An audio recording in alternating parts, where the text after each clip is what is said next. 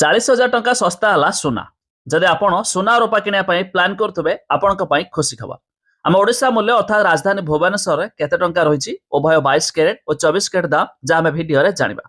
तेरे गत 3 दिन मध्य 40,000 तलक खसला सुना दर। आसतु जाना नुआ दर केते रही। जदि आपण मैंने किनिया प्लान करुवे सही दर दे किपारे। ता पूर्व भिडियो को लाइक करूँ, सब्सक्राइब करनथिले एबे सब्सक्राइब करी पाखर थिबा बेल आइकन को दबाई दियंतु। प्रथम तो जाणी रखु आम ओडिशा मूल्य जहाँकि राजधानी भुवनेश्वर सुना आज 10 ग्राम पिछा 12,000 टंका ह्रास देखा मिली।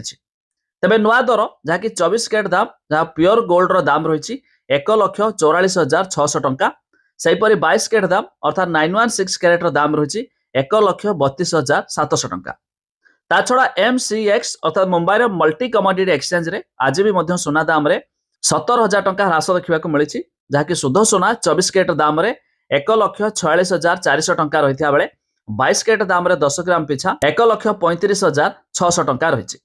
आउ ठीक सेमती दिल्लीर सरफा बाजार रे आज भी सुना दाम रे 15,000 ह्रास देखा मिली।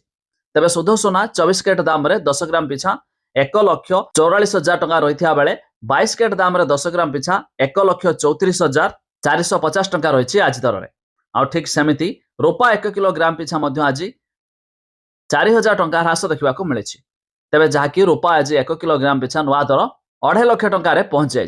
तेबे जदि आपण माने उभय सुना रूपा किनिया प्लान करथुवे एही दर दे किनिपारे। ता छड़ा आपणक मतामत कमेंट करी जणातु केते टंका सर्वनिम्न सुना दर रहिले आपणको हेल्पफुल हेबो, आपण किनिपारे। एमिति कि केउ जिल्लारू वीडियो देखुचंती ताहा भी कमेंट करिकी जणाइदेबे।